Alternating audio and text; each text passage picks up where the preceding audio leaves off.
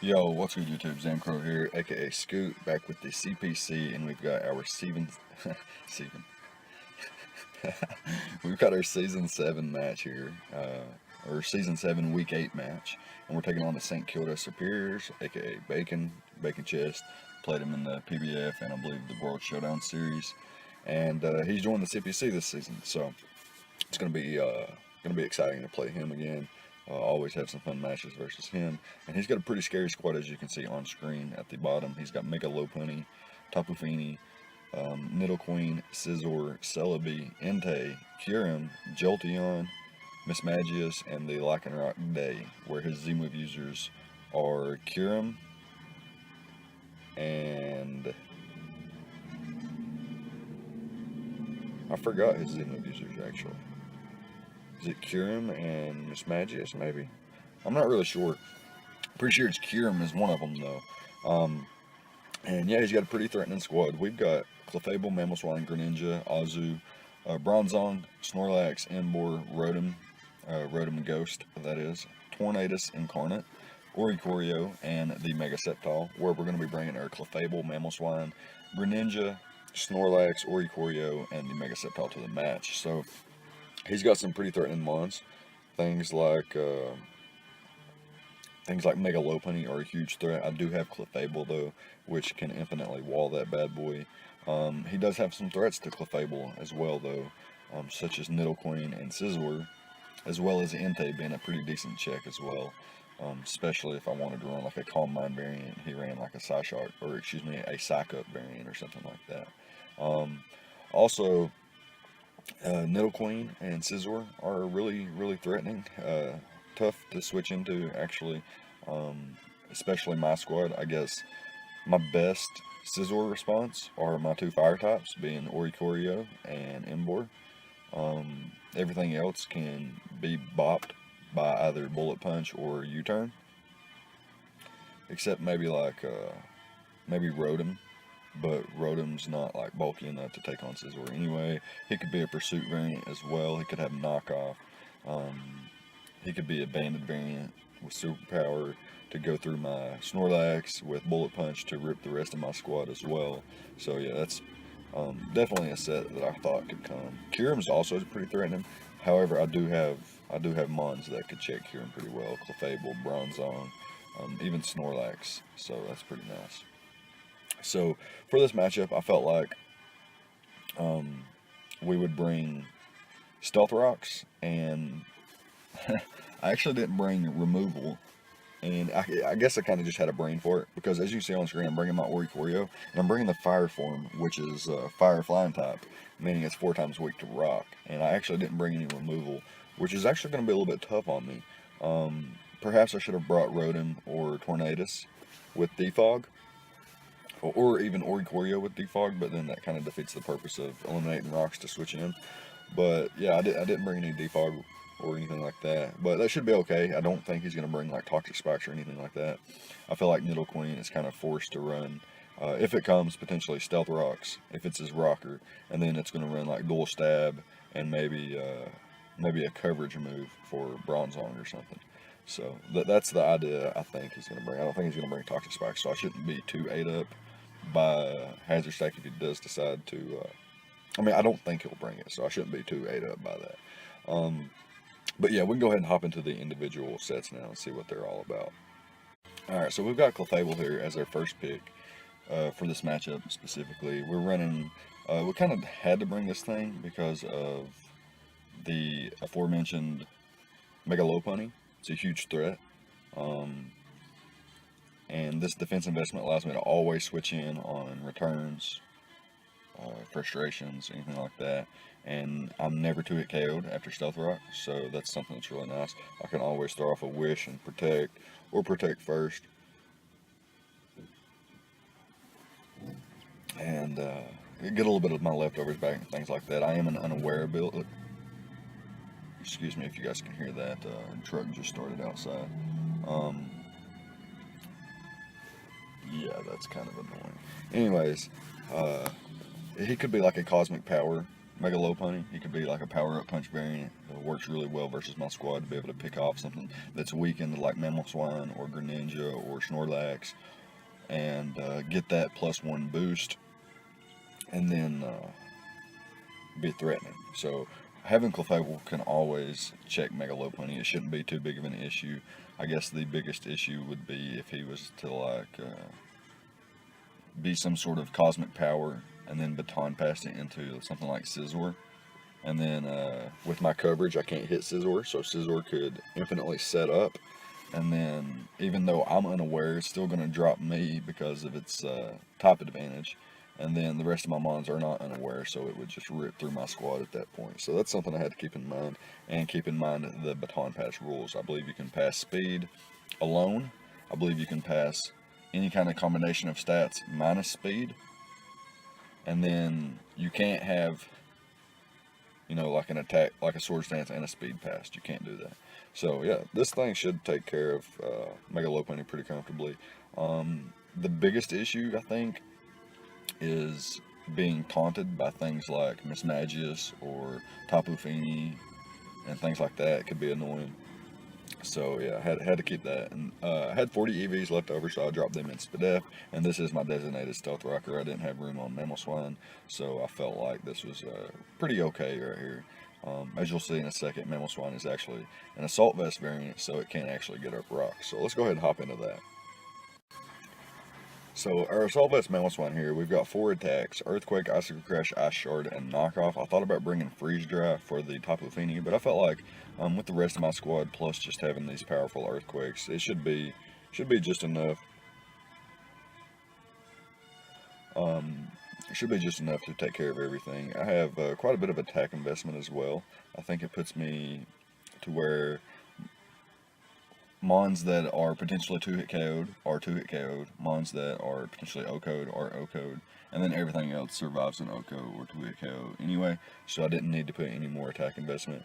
And having max HP with this much Spadef and an Assault Vest variant allows me to be a fantastic check to Nidoqueen. I can switch in on Ice Beams with Thick Fat, so that's really nice. I can switch in on Sludge Waves, I resist, and I can switch in on Earth Powers. Those are a little bit harder to switch in on, but I do have Mega Sceptile as well, and Oricorio, which is a flying type, so I can avoid Earth Powers. And yeah, Mamoswine's really nice in this matchup. Can pick off weakened threats with Ice Shard. That's a nice priority there. And then I can actually take on a Kyurem as well.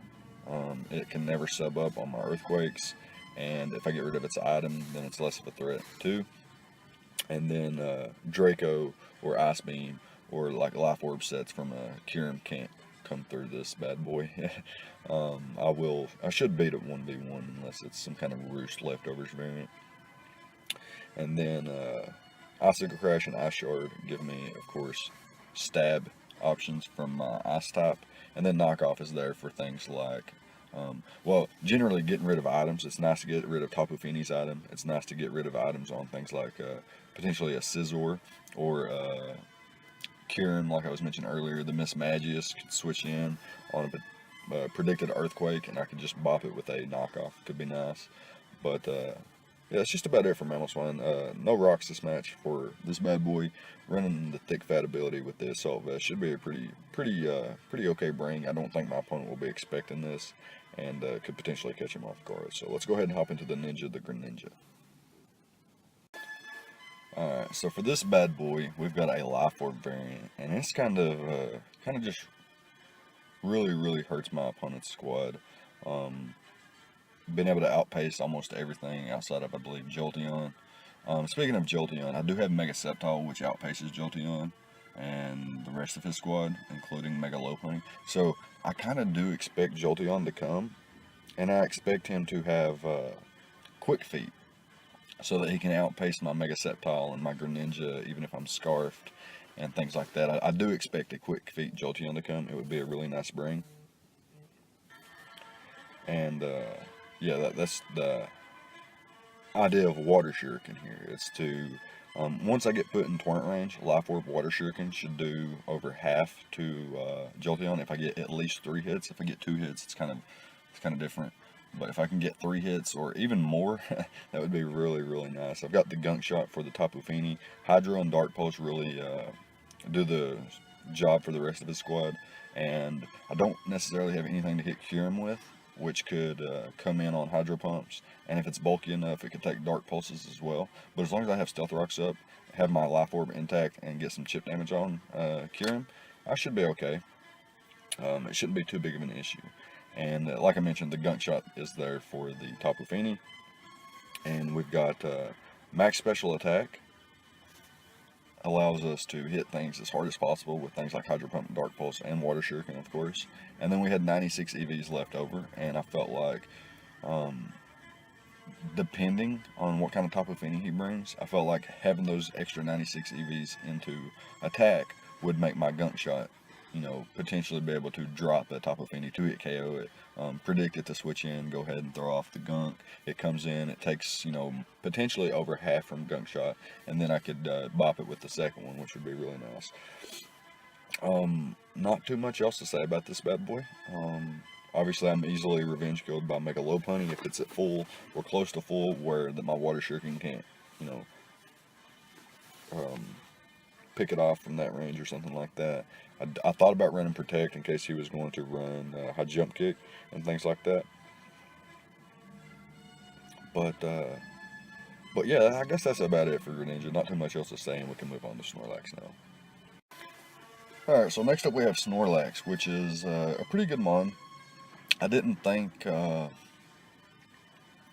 was worried about a few setup options and wanted to have something that could take, hits on both sides of the spectrum and always whirlwind things out. And that's the idea behind this set.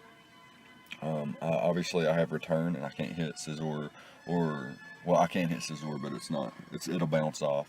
And then I can't hit Mismagius either, but at the same time, unless it's got some kind of coverage, it can't hit me either. And I don't necessarily want to stand against Mismagius anyway. I do think it would be like a taunt variant. Unless it's a Scarf variant. And if it's a Scarf variant, I obviously don't expect it to have Taunt, but otherwise I kind of expect that. Yeah, Snorlax was actually a tougher mon for me to bring in this matchup. It didn't provide any roles outside of having the Whirlwind tech on there, so that's basically the only reason I'm bringing it in this matchup. It's got the Thick Fat though, which is a nice ability. Allows me to take minimal damage from things like Entei, which could be threatening, I suppose. This is probably my best check to Entei, but always had Greninja and Mega Setpal to revenge kill it if I could weaken it as well. And I had Water Shuriken on Greninja, so yeah, definitely felt like I had ways around the Entei even without Snorlax, but it does give me that backup, backup mon to always come in and take Sacred Fires. If I get burnt, I can rest up. If the Misty Terrain's up, I can't be burnt, so that's really nice. Obviously, I can't rest either, but at the same time, I can't be burnt. I do have leftovers, so, having that little bit of leftovers recovery is really nice. And having Rest Talk is really nice, because if I can get to sleep, say I click Rest as the Misty Terrain's not up and Tapu Fini doesn't come in, I can use Rest Talk while the terrain's up, so that's fine. The terrain doesn't wake me up or anything like that, so that's pretty nice. And this thing can't take a hit from Mega Lopunny. Well, it can take a Frustration or Return or anything like that. It can't take a High Jump Kick or nothing like that. Don't necessarily want to either, but I do have Clefable, which can always switch in on that, so I'm not too threatened by that. But anyways, yeah, it's going to be Snorlax, and we can move on to Oricorio, the fucking god. Alright, so next up we've got Oricorio, and this bird god has put in the work for us this season. It's been really solid, and I expect nothing less in this match. We have a Calm Mind, a sub Calm Mind Roost variant with Revelation Dance. Now I felt like, obviously he has Tapu Fini, which resists fire. He has Kyurem, which is neutral damage to fire, and he has the Entei, which, resistant to fire as well.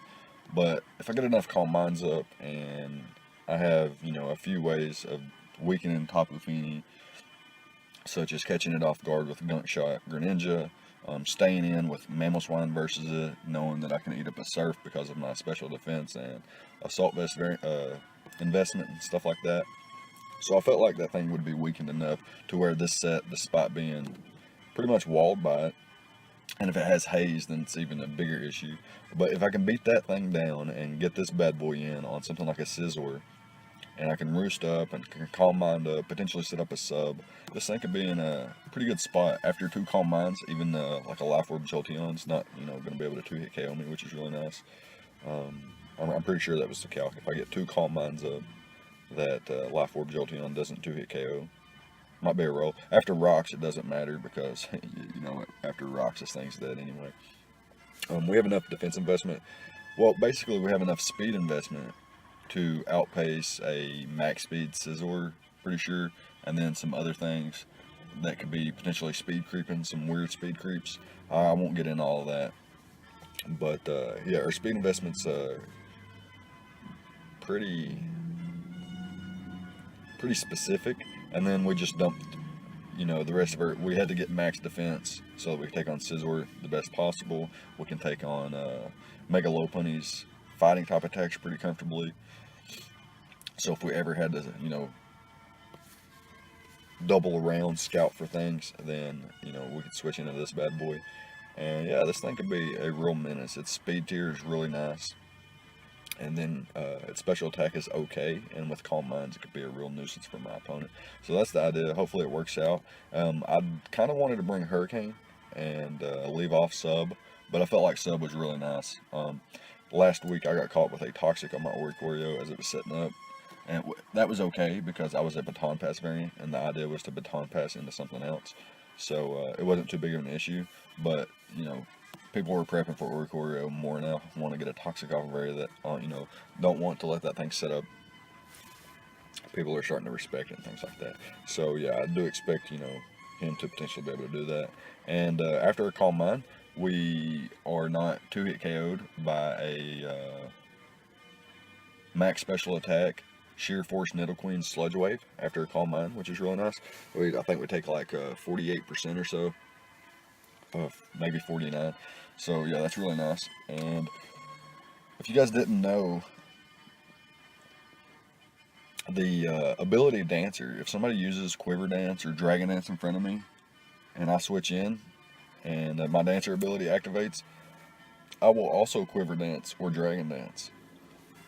Phenomenal ability. Anyways, yeah, that's going to be it, and we can jump into Mega Sceptile for a minute. Alright, so our Mega Sceptile is just basically speed creeping the majority of his squad, and then I've got 4 attacks. As you can see, I have a minus attack nature and X Scissor here. And that's okay because after X Scissor is there for the Celebi and Celebi only, and it's a 2-hit KO. Yeah, like if he's max HP, max defense, it's not going to 2-hit KO, obviously. But if he's like max HP with no defense investment, it's always a 2-hit KO, especially after a Dragon Pulse or a Hidden Power Fire. And he won't be able to recover up on me. Like I'll be able to X-Scissor him down. He won't be able to recover up on that.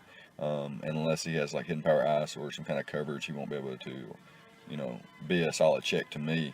I didn't want to run a minus defense nature or a minus SPDF nature because, like I mentioned, I'll be taking on things like Celebi, taking a Psychic or a Giga Drain or anything like that. And then I didn't want my defense to be lowered because he could have, like Quick Attack or Fake Out, Mega Lopunny, as well as Extreme Speed Entei. So I didn't want to take extra damage if I didn't have to, and the X Scissor isn't really changed by, my damage output isn't really changed by the minus attack nature. So this should be fine. I thought about running, like I mentioned, Protect for Mega Lopunny, but I felt like Clefable was such a good answer to that I could just always switch that bad boy in. And same thing for Entei. My Snorlax should be able to come in, eat up those extreme speeds, eat up Sacred Fire, so on and so forth. And yeah, 4 attacks Mega Sceptile look really good in this matchup. I thought about bringing some kind of Oricorio set to Baton Pass into Mega Sceptile once again. I actually had this week 8 battle before I had my week 7 battle. So yeah, I just kind of wanted to build a lot of... I built my week 6, 7, 8, and 9 teams all together at in one day. I was just like got to building. I didn't have much to do that day, and I just started building all my CPC squads except for week 10, because I think you can make trades up to week 8 that would be active for week 9, and I didn't want to build for that matchup yet. And it's also against one of the players who's in the top 3 rankings in my division, so I wanted to be sure that I built for that kind of separate and alone, so it had my best squad. But anyways, yeah, this forward tax Mega Septile looks really good on paper, and hopefully it can put in some work. So let's go ahead and hop into the battle and see how things go. Okay, so here we are with the battle, the replay, and my opponent chooses to bring the Mismagius Jolteon, which I expected, and I'm pretty sure it's going to be a quick feed ability. Nidoqueen, which I'm sure is going to be a sheer force ability. Scizor, obviously going to be Technician, Kyurem, and the Tapu Fini. So pretty scary squad. No Mega Lopunny. I noticed that immediately. No Mega Lopunny here. So Clefable kind of can reposition itself to kind of take on Kyurem and Mismagius a little bit. So since Mega Lopunny's not here, it kind of doesn't have a role. It's kind of just there to get rocks up. That being said, his only rocker in this matchup is the Nidoqueen. It matches up well against one of my rockers, one of my potential rockers, I should say, in Nidoqueen. So he could, or excuse me, Clefable. So he could lead Nidoqueen, predicting my Clefable. I think it's tough to say what else he could lead with. I don't see him leading with Jolteon because I could lead Mamoswine. He could be like a Baton Pass variant though, instead of Volt Switching. So it'll be interesting to see what he leads with. We do have Greninja, which could be a Spike lead as well. So we're just going to see what he's going to lead off with here. We're going to lead off with our Oricorio because I felt it led off versus, well versus everything except Tapu Fini. And he chooses to actually lead Tapu Fini. So I didn't actually think about this, but my 2 potential Stealth Rockers, Clefable and Mamoswine, are slower than Tapu Fini. So I should have thought about that and thought that, hey, he could lead off with the Tapu Fini and maybe want to taunt my potential Stealth Rocker. I actually did think about leading off with Mega Septile, but it actually does not lead off well versus things like if he were to lead off with his Nidoqueen or Scizor. So Oricorio here is a fine lead, but it ends up not working for me, and I'm going to hard switch out into my Clefable, and I eat this Surf up despite the crit. However, the crit's very unfortunate because I can't wish or protect because this thing's going to have taunt. I'll automatically go for Stealth Rocks though, because I guess my other play could have been to click protect here, and after he revealed taunt, I could have set up Stealth Rocks the following turn, as he would probably expect me not to set up Stealth Rocks. Or even if he did taunt, I would have gotten 2 rounds of leftovers anyway. So protect was definitely my play there. And yeah, I just made a misplay there, and I'm going to hard switch out into my Snorlax, basically because he didn't bring the Entei either. Snorlax is actually freed up a lot too, so I felt like I could bring in my Snorlax and just start clicking return, start beating some things down. But he actually pulls a switch out into his Nidoqueen at the same time, so I'm going to hard switch into my Mamoswine, and he gets his rocks up. And he's going to be forced out here, and he goes out into his Tapu Fini as I get rid of that thing's item by clicking knockoff here, and he does reveal the leftovers, which was kind of expected. I'm going to stay in here and take this Surf, because like I mentioned earlier, the plan is to weaken things for Oricorio and Greninja. I stay in and take this Surf, and it does 43%, and I tank it, baby. I tanked it. And I'm going to go for Earthquake here again. He brings in the Scizor, though, and this thing takes over half, so I was really, really happy about that. And I thought about clicking Earthquake here. It was really risky, though, so I'm going to hard switch out into my Snorlax, which is very, very defensive, and he does go for the Bullet Punch. So thankfully, I did not go for the Earthquake there. He would have knocked me out. There's that damn traffic again, that big ass truck. Anyways, he's going to pull a switch out here into his Tapu Fini, as I'm going to rest up. Now, the reason I rested, because if he went for another Bullet Punch, I would have survived. It would have got me really low, and I would have survived. So I knew that if he went out to this thing, I would not get my rest off, so that's okay though. I get a couple rounds of leftovers here. I can click return here as well. He's revealed taunt already, so I'm just going to click return. I'm not going to try to whirlwind or anything like that. He brings back in the Scizor here, and I stay in predicting the U-turn. Yeah, definitely predicted the U-turn there. From his damage earlier, he revealed Banded. He revealed Banded Bullet Punch earlier. So I figured he would, like if you brought Scizor in on Snorlax, I figured that he would either just U-turn out or Bullet Punch again, because Banded Superpower, first of all, Banded U-turn and Banded Bullet Punch wouldn't knock me out from this range. So I knew he had to go for this Banded Superpower there if he had it. And my play would be to switch into Clefable, predicting that. So I'm assuming he just didn't think that I would expect his Banded Superpower here. But I actually figured that he would expect me to expect that, and he would actually go for either Bullet Punch or U-turn, predicting me to switch out into my Clefable. But I guess Superpower is a fine play here. Had I went into anything outside of Clefable or Oricorio, it would have probably dropped. So it's okay to lose Snorlax here.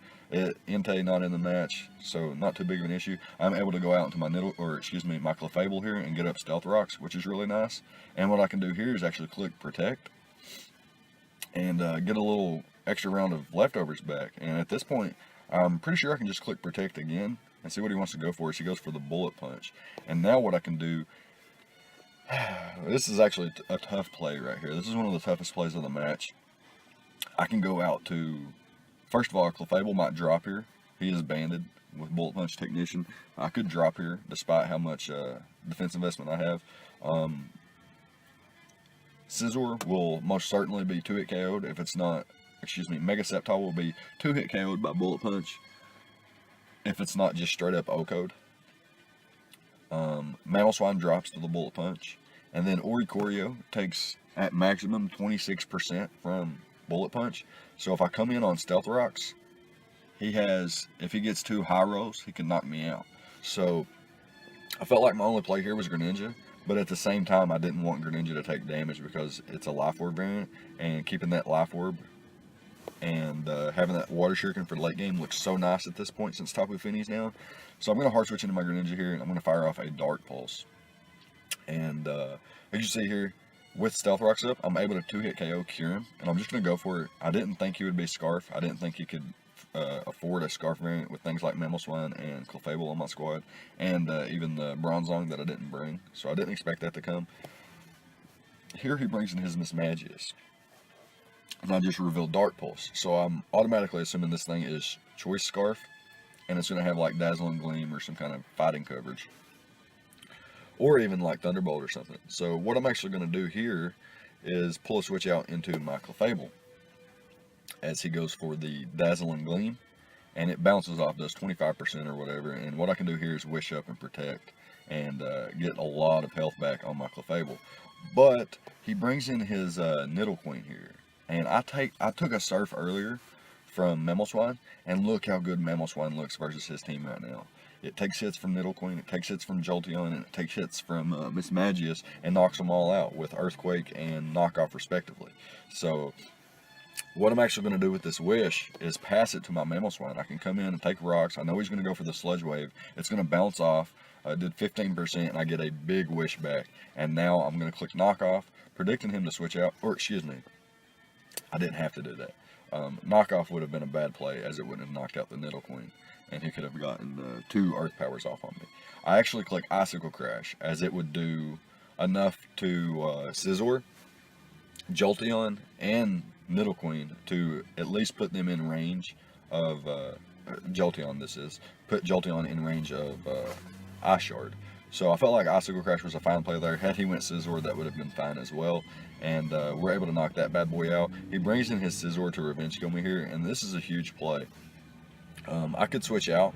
I don't necessarily have a switch, and at the same time, I don't need Clefable. So I think the play would be here to sack off Clefable, but I actually stayed in with my Mamoswine, and I disagree with my play there. I shouldn't have did that. And here, Bullet Punch will knock me out, but I brought my Greninja in, so he knows that I'm going to have the Water Shuriken, and I am in Torrent range at this point, so I can just go for that Water Shuriken here and potentially pick off this Jolteon, but I get 2 rolls. I get 2 hits there, which is very unfortunate here, and I'm going to go for it again, and I get 2 hits again, so that's a little bit unfortunate. Had I got 3 hits there, plus the burn, that would have been really, really nice.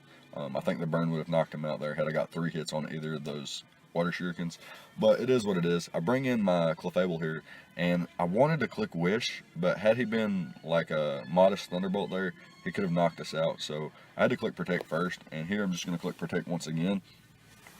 And at this point, my game plan is to bring in Mega Sceptile, or excuse me, Oricorio first. What I want to do with Oricorio is roost up. So what I could have did is brought in my Mega Sceptile first.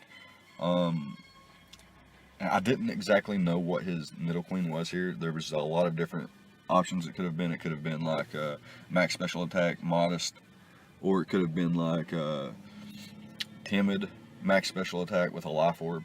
It could have been life orb with just a little bit of special attack investment and the sheer force ability. So a few different things it could have been, and I didn't necessarily know yet. So here I bring in my Oricorio, and what I want to do here is I kind of want to roost up to get back to full, especially if he goes into Jolteon hard, which you know, it would die to the burn. So I don't necessarily expect that. And I don't see him going Scizor on a fire type at all. So I know he's going to stay in here and attack. And what I'm going to do is gauge the damage first to see how much it's going to do here. So I'm going to roost up, and I'll get back to full and see how much he does to me. What I should have did here was click Calm Mind, because after a Calm Mind, his Sludge Wave was doing a max of 49%. And as you can see here, and a minimum of 40%. And as you can see here, I'm at 40%. So actually, it shows 40% on screen right now, but I was actually at 40.9% or something like that, 40.8. And so that rounds up to 41. I don't know why it's showing 40 right now, but in game it showed 41. So had he got the lowest possible row here, which was, you know, very much not in my favor, I think the game's his at this point. So I had to just go for it anyway. Regardless, it was his game at this point because I couldn't. So spoiler alert, I do lose this match. I went for the Calm Mind here. Had I went for the Calm Mind on the previous turn, I would have been at 51%, and I would have been able to take this Sludge Wave. So roosting up there was a choke, and now I'm forced to bring in my Mega Sceptile and go for, I think, Dragon Pulse. It's my hardest hitting move. Giga Drain would not have got me out of range of Sludge Wave. So yeah, that's going to be an L. We lose 3-0. So we were undefeated at 5-0. We faced Styx and we lost 4-0. And then we bounced back and we got a big 6-0 victory in week number 7. And here we are in week 8 picking up a 3-0 victory. I felt like it was a lot closer than a 3-0, though. As you can see, I don't even think like Nidoqueen, Jolteon, and Scizor could put their health together to make 100% HP. So that's pretty cool. So yeah, this felt like a 1-0, 2-0 victory for him, despite the score being a 3-0. It was a really, really fun game, though. Obviously, I did misplay a lot, and I guess that made it a whole lot closer than it could have been. I felt like, you know, had I got the just a couple different plays right and a couple different switches, pulled the trigger on some switches, pulled the trigger on, and didn't switch some, then I could potentially win this match. I felt like I had the tools. I just misplayed a little bit. Leaving my Mamoswine in on a banded Bullet Punch was dumb. Switching Greninja in with it being such a threat as Tapu Fini was super weakened was, you know, a mistake. Leaving Snorlax in versus Scizor was a mistake. I shouldn't have thought so much and predicted my opponent to predict me to switch out. Yeah, so. But yeah, that's going to be it. Let me know what you thought about the prep and the plays on both sides of the field. Leave a like, comment, and subscribe, all the good stuff, and I'll see you guys next time. Thank you for watching.